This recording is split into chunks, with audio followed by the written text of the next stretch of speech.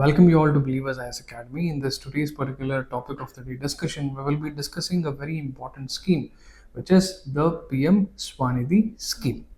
So now, if you're wondering as to why this is a news, the PM SVANidhi, or also famously called the Prime Minister Street Vendor Atmanirbhar Nidhi Scheme, has recently seen a reconstruction or a restructuring in its features, and also it has seen an extension given by the cabinet specifically for the benefit of the core areas that it tries to address, which is the upliftment or the benefit of urban street vendors.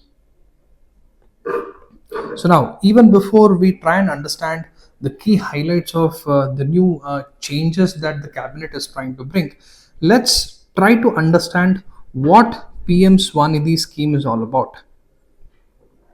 It is, in the first place, to keep in mind that it was launched in the year 2020 during the COVID, and it is a central scheme. And also, another more important or the most important aspect of this PM SVANidhi scheme, or talking about the aim, it aims to give collateral free loans, especially for the upliftment of the urban street vendors. So now, if you try and analyze as to why urban street vendors, and also if you know as to when this was launched, it was especially during the COVID. And when COVID struck, most of the sections got hit, and of which the worst hit were the street vendors, who are those who pretty much deploy or depend on their daily earnings in order to ensure that their livelihood has not affected. And another most important reason is that the informal sector in India, which is more than 50%, right? The majority of the urban street vendors, they fall under the category of the informal structure, making it very necessary and very useful to make sure that we or the government addressed this particular category.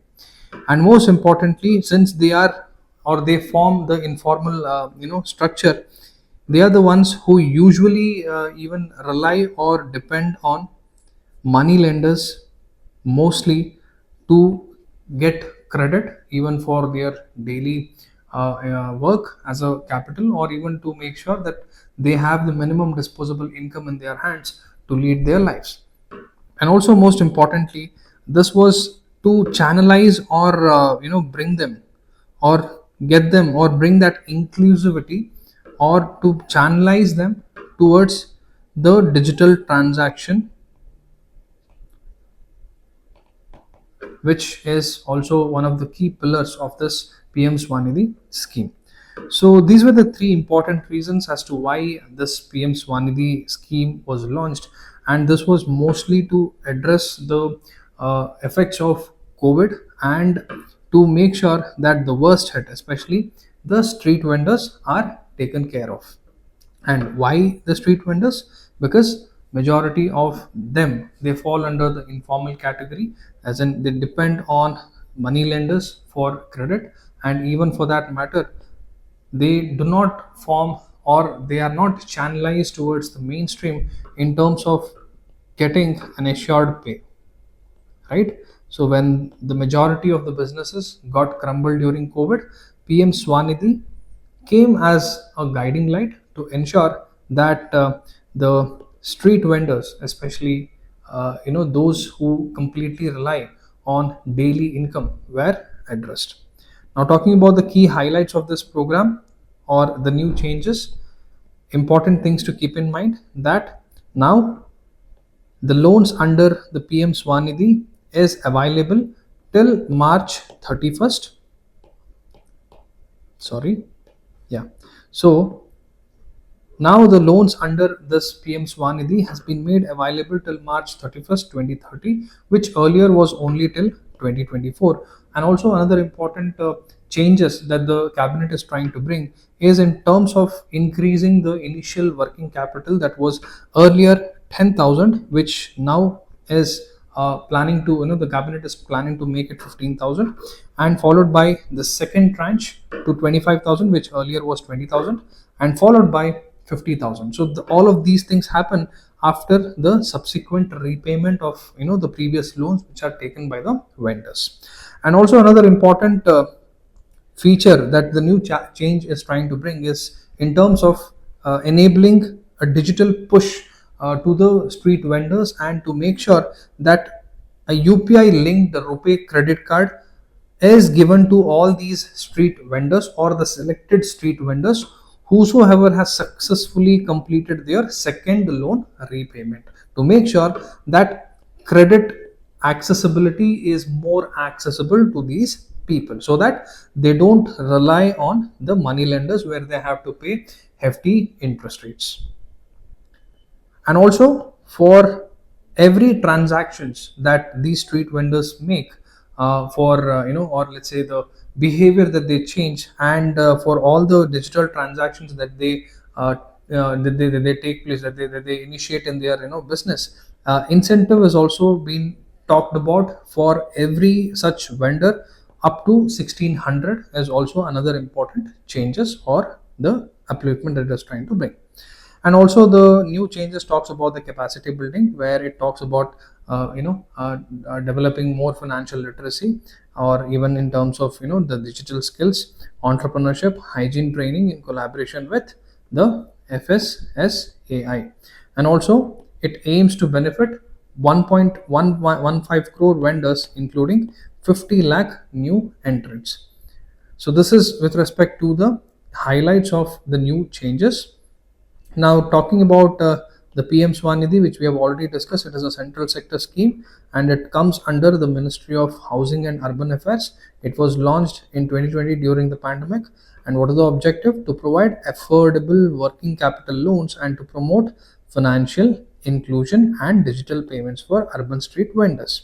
And who are the beneficiaries? The street vendors operating on or before March 24th, 2020 in urban areas. So now, what is the need for such a scheme in India? One is the urban livelihood support. Most of the street vendors, they depend on the daily income that they generate through selling various items from in their shops, or even in their small units. So in order to make sure that these sections of the economy do not face problems in terms of ensuring or having stable income, right? So that is the reason why this scheme was brought in, to make sure they give the initial working capital to kickstart their business, so that it does not actually put a huge hole in their pockets, to ensure that their livelihood is not affected. Second important thing, the financial inclusion, because this brings informal workers into the formal credit system. As we discussed, more than 50% of this urban street vendors are right now informal workers. They are in an informal setup. So by making sure that they are brought in to this credit finance system, right, it is trying to bring them into the more formal credit system, where now the reliance on the money lenders will be avoided. Third one, the digital economy. It promotes UPI transactions and credit history for future loans. So the credit worthiness of the vendors is being tried to increase with this particular move of the government, to ensure that even in future, if they need any additional loans, they have a proper history of transactions which are accounted. So earlier what used to happen, people who do not have UPI payment systems with them, or they have not enrolled, or let's say they don't have UPI, they usually transact using cash, and chances are that the record of transactions wouldn't be there. And most of the people do not even, especially the vendors, do not even have the habit of using the bank accounts, right? Bank accounts even for the savings or whatever, right? So this would or this was a biggest hurdle, especially when these people wanted to take loans, even if they wanted, when they wanted to expand their unit, or even when something unexpected happened and they wanted to kickstart, or they wanted to start something new. Now they went to the bank. The bank wanted proper transaction history, for which it was very difficult for these people to get it. So now, by making sure or promoting or giving more incentives, it is in a way promoting UPI transactions, and also it is in a way creating credit history for the future loans of these vendors. And fourth, importantly, the employment generation. It supports millions of self-employed workers, contributing to the urban economy, right? Because now the loans are made almost very easily accessible, talking about the collateral free loans. So you don't have to pledge any collateral, and also right away, as a first installment, in place of 10,000, which was earlier, you are getting 15,000, right, as an initial working capital, which makes it absolutely more useful for any new entrepreneur or any new small vendor who is trying to do something for his life. And this, in a way, adds to the employment, and this also makes sure that it contributes to the urban economy. So way forward, one is awareness and accessibility. Still, majority of the people, the population, do not know about such schemes, especially PM SVANidhi in this case. And even if they have heard, they do not know the exact meaning or exact agenda of this particular scheme. So it is to make sure or ensure that vendors, especially smaller town vendors, know about the access of the scheme so that they can utilize the benefits. Then the skill upgradation. It strengthens training on financial literacy and digital tools to increase repayment rates and business growth. So this also ensures that government can now expect more tax collection, so that it can even help the government on various fronts, where it can help the government to reduce its fiscal deficit, and also it can use, or the surplus, the government can also use this for the investment of right infrastructure, right? And last but not the least, the monitoring and transparency. So using the digital tracking for disbursements and repayments to avoid misuse and ensure better targeting, because for anything good that happens in this country, there will be at least 10-15 unwanted things that will be waiting to encash or to find a loophole. So for to ensure that these things are not happening, a digital tracking system has to be clearly maintained, especially in terms of disbursements of every installments. Like initially, even before 15,000 first installment is dispersed, a bank employee or someone responsible from the bank has to go visit the place for himself. He has to see whether a proper setup has been made in terms of the unit that the vendor is trying to put, and with all the proper genuine details, collection of photographs, the enabling of documents, right, and all of those things has to be ensured, and then only the first installment has to be given. I mean, even for that matter, if not the first installment, talking about the subsequent installments.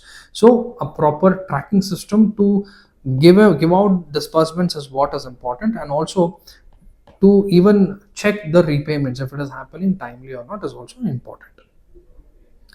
So last but not the least, even before we end the video, we will try and solve the prelims question, because this is all is required from this exam, from this topic.